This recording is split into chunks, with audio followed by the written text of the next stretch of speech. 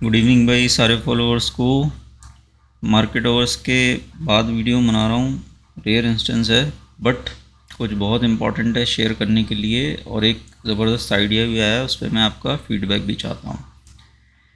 पिछले 2-3 हफ्तों में एशियन मार्केट और इंडियन मार्केट, है ना, Asian market versus India market, बहुत ज़बरदस्त प्राइस एक्शन चल रहा है ना, in terms of money flow.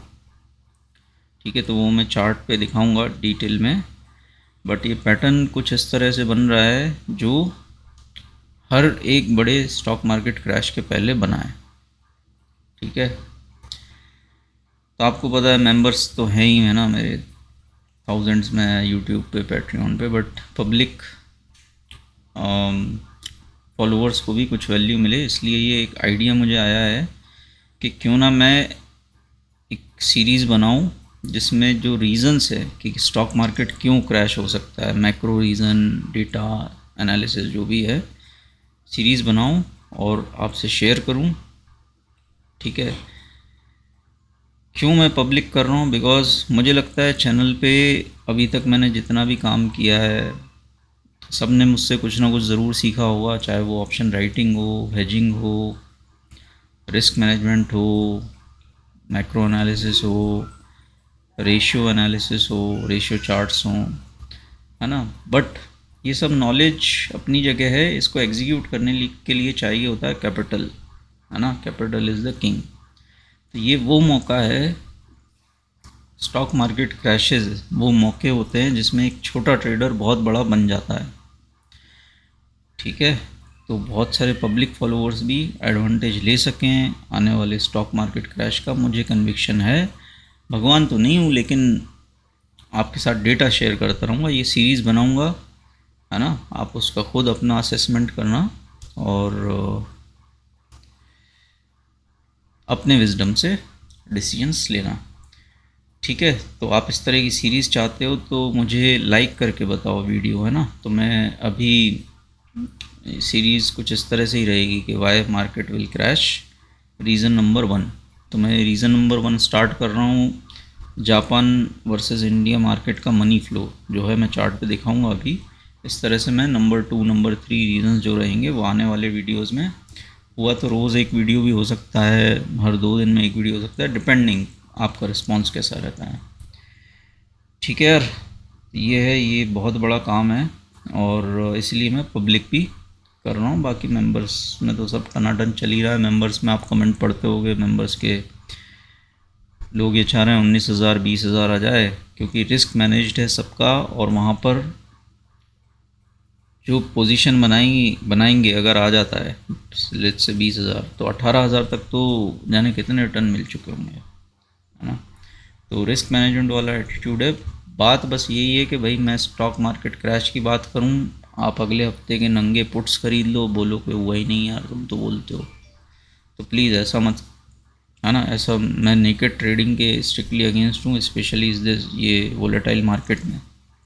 Market सारे बियर्स को साफ़ करके गिरता है। ये नवंबर दिसंबर में आपने एग्जांपल देख लिया, 18,900 तक का हाई बना के 2-3 महीने में 16,900 आ गया था। सारे बियर्स को एकदम नहला धोला के साफ़ करके निकल के, है ना। मुझे आपने लाइव देखा था उस ड्यूरेशन में। सो इससे बड़ा रिपीटिशन होना चाहिए। ठीक है, तो मैं सीधे चार्ट पे चलता हूँ और आपको दिखाता हूँ कि रीज़न नंबर 1 क्या है स्टॉक मार्केट क्रैश का।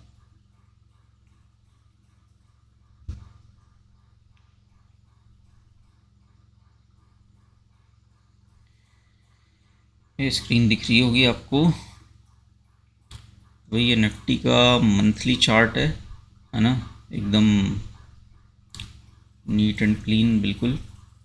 इसमें आप देखो तो पिछले 2 महीने से क्या एक्शन है कि मार्केट में ग्रीन कैंडल बन रही है।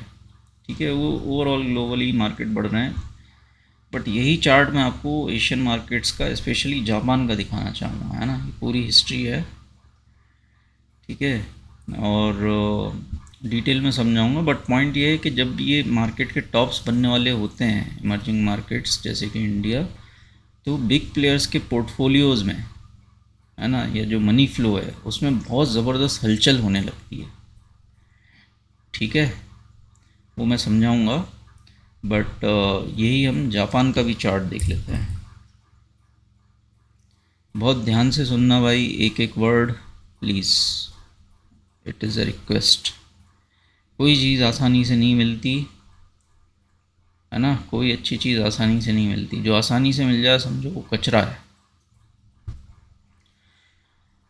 पिछले 5 महीनों में देखो जापान कितनी ज़बरदस्त तरीके से बढ़ा है ना, उसके आगे इंडिया उतना नहीं बढ़ा है। तो हमको क्या समझ में आ रहा है, पिछले 5 महीनों में जापान में पैसा आ रहा है बिग प्लेयर्स का, इनफैक्ट इसने अपना रीसेंट हाई क्रॉस कर दिया। और इंडिया प्रेशर में, मतलब यहाँ से पैसा जा रहा है या कम आ रहा है। रिलेटिवली जापान इंडिया को ज़बरदस्त तरीके से आउट परफॉर्म कर रहा है। इसका मतलब क्या हुआ, इसका मतलब मैं आपको बहुत लेमन टर्म्स में समझाता हूँ। जैसे आपका 10 स्टॉक का पोर्टफोलियो है, ठीक है, उसमें 3-4 बड़े स्टॉक हो गए, HDFC बैंक, ITC, TCS, जो सेफ स्टॉक्स है ना, ये हो गए। और 2-3 इसमें थोड़े रिस्की हो गए, जैसे कि RBL bank, IndusInd bank, yes bank, है ना, या और भी कोई छोटे मोटे स्टॉक। इस तरह से आपके पास 10 स्टॉक का पोर्टफोलियो है। और आपको अगर ऐसा लगता है कि यार मैक्रोस थोड़े से गड़बड़ हैं, मार्केट गिर सकता है, तो आप क्या करोगे, जो रिस्की एलोकेशन है आपका, यस बैंक वगैरह, इंडसइंड, इनसे आप निकल जाओगे और इनका पैसा आप वापस HDFC बैंक या TCS में लगा दोगे, या फिर निकाल के सेफली रख लोगे और बाद में इन्वेस्ट करोगे।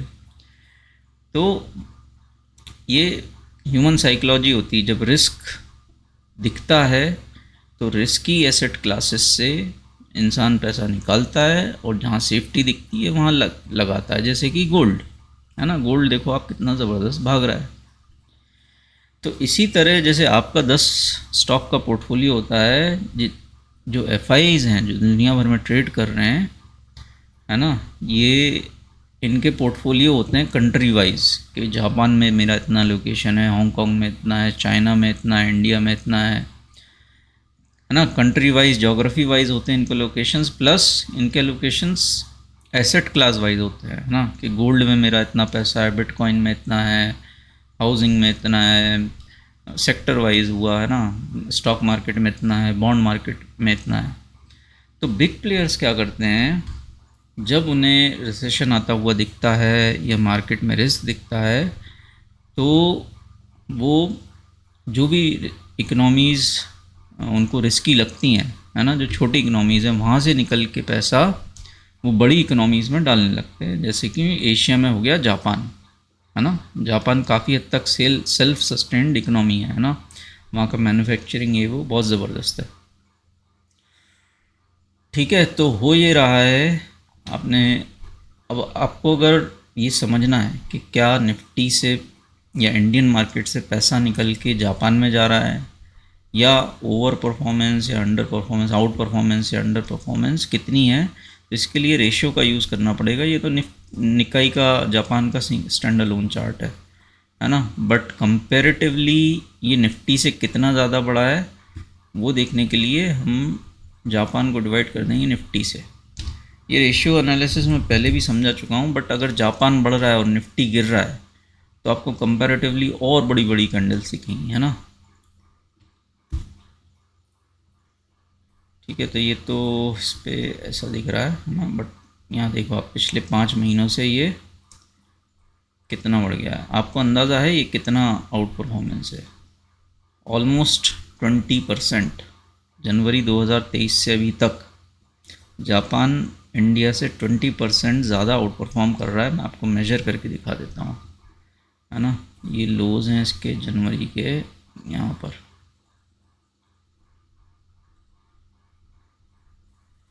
ठीक है, और इसको मेजर करते हैं अभी मई तक।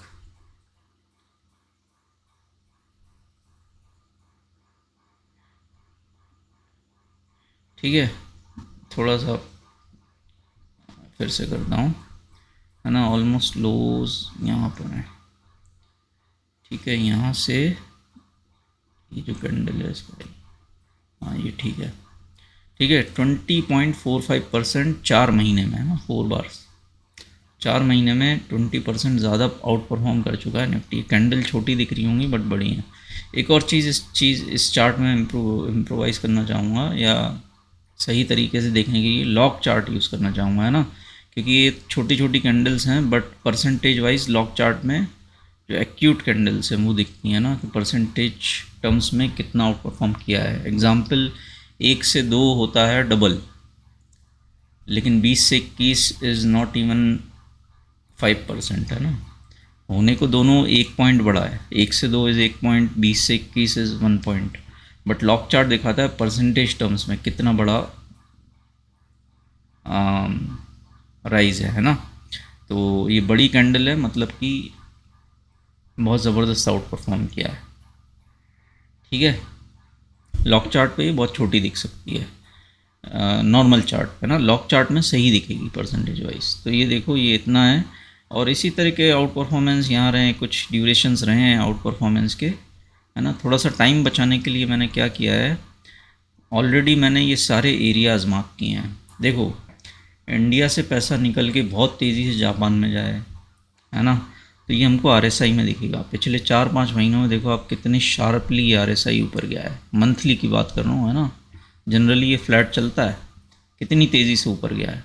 तो ये दिखा रहा है मनी फ्लो, बहुत तेज़ी से पैसा बड़ी इकनॉमीज़ में ज़्यादा जा रहा है ना, कंपेयर टू इंडिया। तो ये सारे जो पॉइंट्स हैं ना, जहाँ से ये रैली की शुरुआत हुई है या जो आउट परफॉर्मेंस की शुरुआत हुई है, ये सारे प्राइस पॉइंट्स मैंने मार्क कर दिए हैं।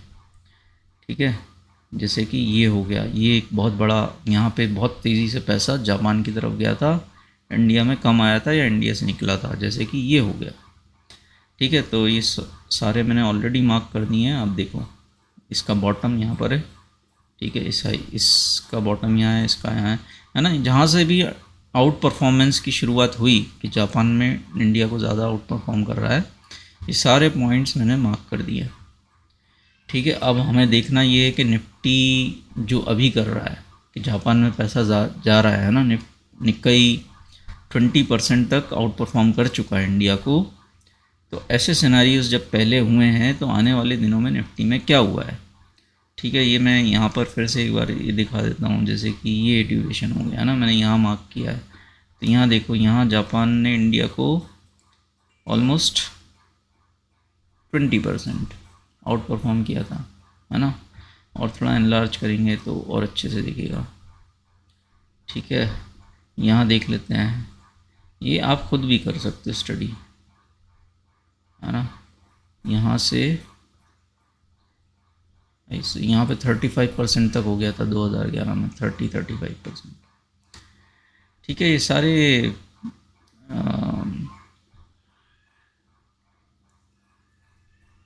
जो प्राइस एक्शन है ये आप खुद देखो, है ना, और मेजर करो। ये 30%, अभी 20% है ना। तो ये एनीवेज ये सारे मैंने मार्क कर लिए हैं, और जब जब इतनी तेज़ी से पैसा जापान की तरफ आया तब देखते हैं इंडिया में क्या हुआ है। तो मैं सिंपली निफ्टी का चार्ट लगा देता हूँ, तो उससे पता चलेगा आने वाले दिनों में क्या होता है। ठीक है, अभी हम यहाँ पर हैं, है ना। जब से जापान आउट परफॉर्म कर रहा है तब से इंडिया प्रेशर में है। देखो आप, बाउंस हुआ है लेकिन ऑल टाइम हाई तक नहीं आया, जबकि जापान अपने रीसेंट हाइस जो पिछले 2 साल के थे उनको क्रॉस कर चुका है। ठीक है, यहाँ देखो कोविड क्रैश में जब ये इतनी तेज़ी से आया था, तो ऑब्वियसली कोविड क्रैश आया था तो इंडिया ज़्यादा पिटा था जापान के कंपैरिजन में। ठीक है, यहाँ देख लो 2019 में, है ना, ये जब इस तरह से स्पाइक आया आरएसआई का, तो करीब 2019 में 10-15% तक गिरा था, है ना। इसी तरह यहाँ 2018 में ऑलमोस्ट 20% गिर गया था, 15% गिर गया था निफ्टी। ठीक है, यहाँ उतना इम्पेक्ट नहीं आया था। 2017 में बुल रन था ग्लोबली। ठीक है, फिर 2016 में यहाँ से शुरू हुआ, एक्चुअली यहाँ से स्पाइक आया था तेज़, है ना, कहाँ से, सितंबर 2016। तो निफ्टी 8700 से गिर के 8000 जो भी 10% तक गिर गया था, है ना। ये सब 10-15-20% के फॉल इसने कैप्चर किए हैं। 2015 में, फिर यहाँ आ जाओ 2014, हाँ, यहाँ से जब स्पाइक आया तो अगले एक साल प्रेशर में ही रहा इंडियन मार्केट।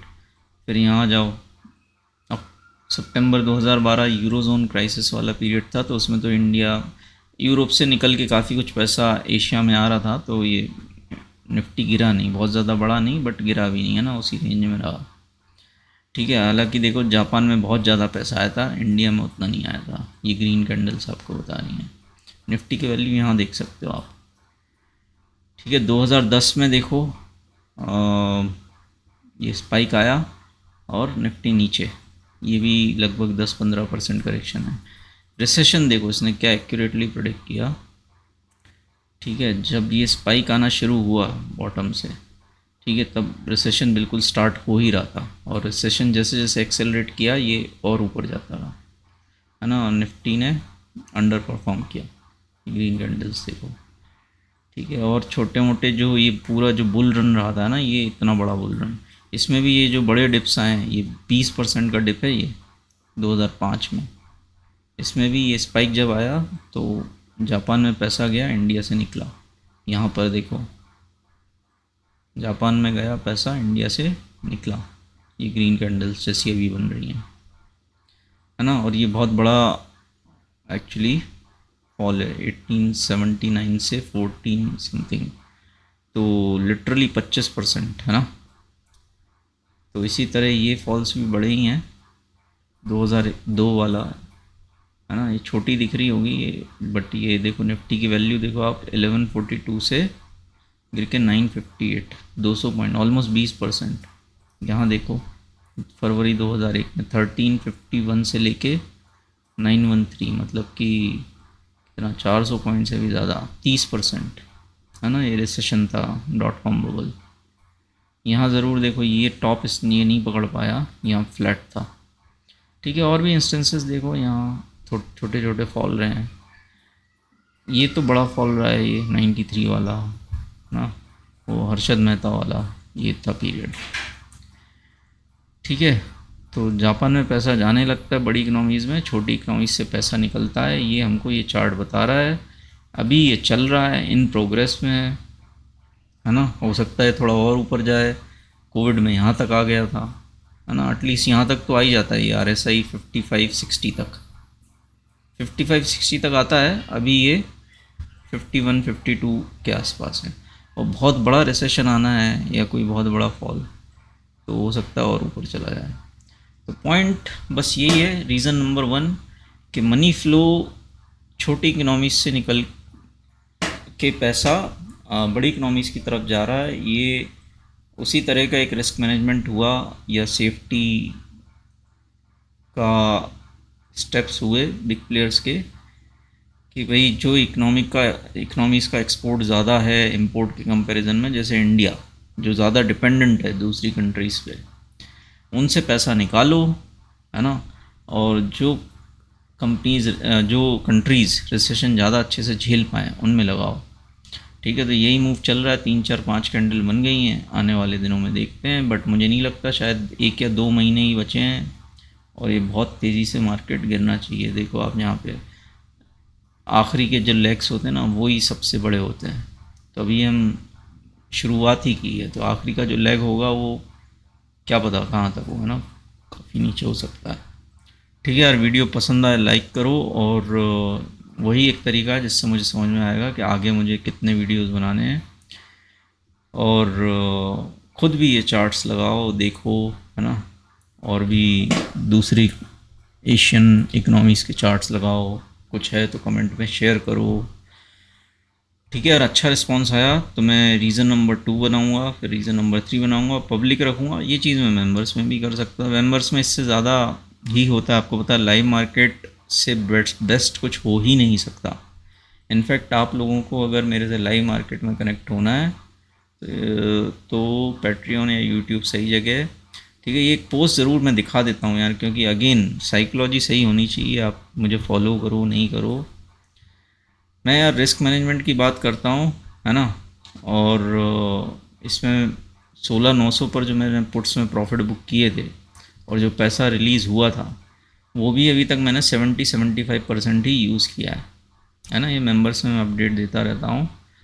ठीक है, 17,800 पे कुछ लगाया है। ओवरऑल मैं आज का कुल मिला के आज भी जो जो फंड्स लगाए हैं, कुछ 7 लाख और लगाए, 80% तक मैं अपना पैसा जो रिलीज़ हुआ था पुट्स में वो यूज़ कर चुका हूँ। मैंने कुछ पोजीशन भी शेयर की थी, बट मैं इसमें आपको ये पॉइंट पढ़ाना चाहता हूँ। कुछ 7-8-10 लाख के मैंने पुट्स बाय किए थे आज, है ना। तो ये मेरे कैपिटल का 1% हो सकता है, बट आपके कैपिटल का 50% या 80% है, तो आप और मुझ में ज़मीन आसमान का अंतर रहेगा। क्योंकि मेरे लिए 7 लाख होना शायद बहुत कम, फ़र्क भी नहीं पड़ेगा मुझे, लेकिन आपके लिए ये 50% या 80% कैपिटल है ना। तो same trade for two different traders makes hell lot of difference. ठीक है, तो प्लीज़ मुझे कॉपी करना या जस्ट मैंने ख़रीद लिया, ये मैं मेंबर्स को एजुकेट करता रहता हूँ, बीच बीच में बताता हूँ, है ना, कि भाई जस्ट कोई फोमो में मत आओ, अपना डिसीजन खुद अपनी विजडम से लो, अपने रिस्क पर, है ना, अपनी रिस्पॉन्सिबिलिटी खुद लो। ये दिखा देता हूँ मैंने क्या पोजीशन ली। ये इसलिए भी मैं दिखा देता हूँ, वैसे तो आपको पता ही है यार, वाइस ट्रेडर का पैसा जहाँ होता है उसकी बात वहाँ होती है। ठीक है, तो मैंने कुछ पुट्स ख़रीदे हैं सितंबर के आज, है ना। 2500 क्वांटिटीज़ हैं, कुछ 7 लाख है ना। ये शेयर किया था, और थोड़ा बहुत जितना मुझे ठीक ठाक लगता है शेयर करता हूँ। और वैसे तो आपने देखा ही है लाइव में। और ये है कि थोड़ा सा मुझे ये लगता है कि लोग गलत इन्फ्लुएंस ना हो जाएं, या क्या बोलते हैं, सबका अपने अपनी बुद्धि रहती है यार, है ना। तो मैं थोड़ा सा अपने आप को रेस्ट्रिक्टेड रखता हूँ, बट ठीक है, अभी आउटसाइड मार्केट आवर्स है, और एक एजुकेशनल पर्पस के लिए बता रहा हूँ कि भाई ये पैसा मैंने लगाया सितंबर के पुट्स में। ठीक है, लगभग 7 लाख कुछ है, जैसे मैंने बताया कि 70-75% से बढ़ाकर एलोकेशन मैंने 80% कर दिया अभी पुट्स में। ठीक है, तो ये ट्रेड्स करने के बाद, तो ये जो प्राइस है मैंने 283 पे ख़रीदा है, सितंबर का 18,000 पुट है ये। अगर आने वाले 4-4.5 महीने में रिसेशन आए ना आए, 10% मार्केट गिर जाए यहाँ से 16,000, तो ये 280 का 2000 प्लस हो जाएगा। ठीक है, विच मीन्स रफली ये 7 लाख का 50 लाख के आसपास हो जाएगा। ठीक है, मेरी और भी पोजीशन है, this is just part of allocation, but potential में बता रहा हूँ कि ये इतना पोटेंशियल रखता है कि 300 का 2000 प्लस हो जाए, यानी कि 7 गुना हो जाए। 7 × 7 49, ऑलमोस्ट 50 लाख से ज़्यादा, है ना। इतना पोटेंशियल रखता है मार्केट, सिर्फ 10% करेक्शन दे। तो मैं आपको ये कोई लालच नहीं दे रहा या कुछ, ये मैं स्टॉक मार्केट का पोटेंशियल बता रहा हूँ आपको। एक 5-7 लाख में ट्रेड करने वाला बंदा 50 लाख, 60 लाख, 80 लाख, करोड़ में भी कर सकता है, अगर स्टॉक मार्केट क्रैश पकड़ लिया तो। और ये क्या मैंने नेकेड ख़रीदा है? नहीं, मैंने इसके अगेंस्ट में, जैसा मैंने बताया, मेंबर्स को तो पता ही है, फ्राइडे को जून के 18,500 के कॉल्स खरीदे 125 पे। अब अगर गलती से मार्केट 18,800, 700 आ जाए, वो 400-500 हो जाएगा, ऑलमोस्ट 4-5 गुना हो जाएगा। ठीक है, तो मैं अगर 7 लाख के ये ख़रीद रहा हूँ, अगर मैं 1.5 लाख का भी वो ख़रीदूँ कॉल, तो 1.5 से अगर वो 1.5 से 6 या 7 हो जाए, तो मेरे तो ये पुट फ्री हो गए ना। तो इसीलिए आप मेंबर्स को देखते सुनते होगे कि वो चाहते हैं 19,000 आ जाए, 20,000 आ जाए, बिकॉज वो कॉल्स जो लिए ना वो इतने एक्सपोनेंशियली बढ़ जाते हैं। 16,900 से, जैसे बताया, मैं रिस्क मैनेजमेंट कर रहा हूँ अपना, 16,900 पर 18,000 के कॉल्स 150, 160, 170 में लिए, 700 के आसपास हैं वो आज। ठीक है, तो क्या फ़र्क पड़ता है यार मार्केट। मैंने जैसे बताया था कि 2 तरह के बियर्स होते हैं, एक जो चाहते हैं कि अभी के अभी गिर, दूसरे बियर्स वो होते हैं कि भाई पहले तू ऊपर जा, जितना ऊपर जा सकता जा, और वहाँ से गिर, ताकि घूम फिर के तू यहाँ आए ना जहाँ आज की डेट में, तब तक तो मैं अच्छा खासा बना लूँ। प्रॉब्लम ये होती है नेकेड पुट ले लो तो फिर लगता है कभी कभी गिर। तो ये रिस्क मैनेजमेंट वगैरह जो बेसिक डिसिप्लिन है, ये मैं बहुत सिखा चुका हूँ। दिसंबर से मार्च तक फ्री में लाइव आया, बहुत मेहनत की, इसके बाद भी मतलब मुझे तो लगता है कि 100% लोग ही सब समझ गए ना, लेकिन फिर भी आपको दुक्का दुक्का शायद रोते हुए मिल जाए, अरे यार। तो अब नेकेड पुट खरीदोगे तो भाई मार्केट रुलाएगा ही ना, इसमें वाइस ट्रेडर का क्या है। ठीक है, तो मेरे पास कॉल्स भी हैं इसके अगेंस्ट में एंड आई एम प्रिपेयर्ड। और जिस तरह की स्विंग दे रहा है मार्केट 18,000, 15,000, 18, 15, 18, 15, तो एक जगह तो रहना इसका मुश्किल है। मैक्रोज बिल्कुल स्टेबल नहीं है और रेट कट साइकिल जब शुरू होगी, ठीक है, तो आप पोटेंशियल समझ लो, है ना। सितंबर तक 16,000 आया तो शायद बहुत मेंबर्स करोड़्स में ही दिखेंगे and that is why I am making this effort. आए नहीं आए पता नहीं, है ना। डिस्क्लेमर पढ़ लेना भैया, आई एम नॉट भगवान, है ना। डिस्क्लेमर यही है, भगवान नहीं हूँ, लेकिन मैं जेनुइनली एक एफर्ट कर रहा हूँ कि मेरे फॉलोअर्स जो मेरे से जेनुइनली कनेक्टेड है ना, वो इस मौके को मिस ना करें यार। बाद में कोई ताली बजाए ना, उससे कोई मतलब नहीं है यार, ठीक है। ये डेकेड्स में अपॉर्चुनिटी मिलती है। एक दिक्कत इसमें ये है कि बहुत सारे जुआरी सट्टेबाज भी घुस जाते हैं, है ना। तो इसीलिए मैं पब्लिकली थोड़ा रिस्ट्रिक्टेड ही रखता हूँ और इसीलिए मैं सबको रिकमेंड करूँगा, ये पैट्रियन है, इसकी लिंक मैं दे दूँगा कमेंट में, पिंड कमेंट देख लेना, है ना, या डिस्क्रिप्शन में।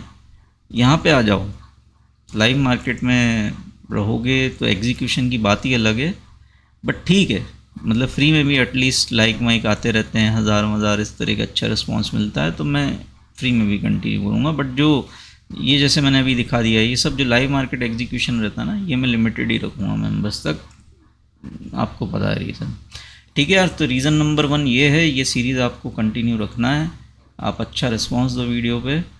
और मैं आगे और भी कुछ विक्स से रिलेटेड बड़े मूव्स हो रहे हैं, है ना, तो उससे रिलेटेड मैं सेकंड रीज़न है जो मैं बताऊंगा आपको। पिछले कुछ दिनों में देखो आप, विक्स बहुत वोलेटाइल रहा है ना, तो उस पर मैं डिटेल में बात करूंगा जब रीज़न नंबर 2 बताऊंगा, है ना। तो मिलते हैं भाई नेक्स्ट वीडियो में। ये सीरीज़ स्टार्ट की है बहुत अच्छी नीयत से, बहुत लोग अच्छे ट्रेडर बन जाएं, बड़े कैपिटल आ जाए, सारी स्ट्रेटजीज एग्जीक्यूट होंगी। एक बार कैपिटल बड़ा हो गया, उसके बाद असली खेल शुरू होगा ट्रेडिंग का। ट्रेडिंग का पर्पस क्या होता है? कंसिस्टेंट इनकम बनाना। किसी भी बिज़नेस से का पर्पस वही होता है, ट्रेडिंग का भी वही है। तो वहाँ से जो मैं सिखाऊंगा ना, एक बार कैपिटल बड़ा हो जाए, है ना, क्योंकि अभी मैं 50 चीज़ें बता दूं, लेकिन भाई मैं करोड़ में कर रहा हूँ, सबके पास थोड़ी है।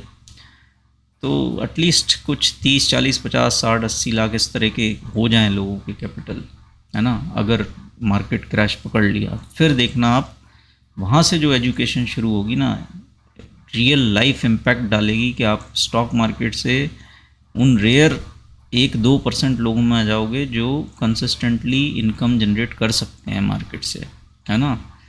प्रॉपर हेजिंग करके, रिस्क मैनेजमेंट करके, है ना। वो सब मैं सिर्फ ऑप्शन राइटिंग की बात करूँगा, बाइंग भूल जाओ एक बार मार्केट क्रैश हो गया तो, ठीक है। मैं प्रॉपर ऑप्शन राइटिंग ही सिखाऊंगा, कैलेंडर स्प्रेड्स वगैरह वहाँ पे भी देखेंगे, तब का तब है। बट कैपिटल हो तो आप सारे चीज़ें कर सकते हो।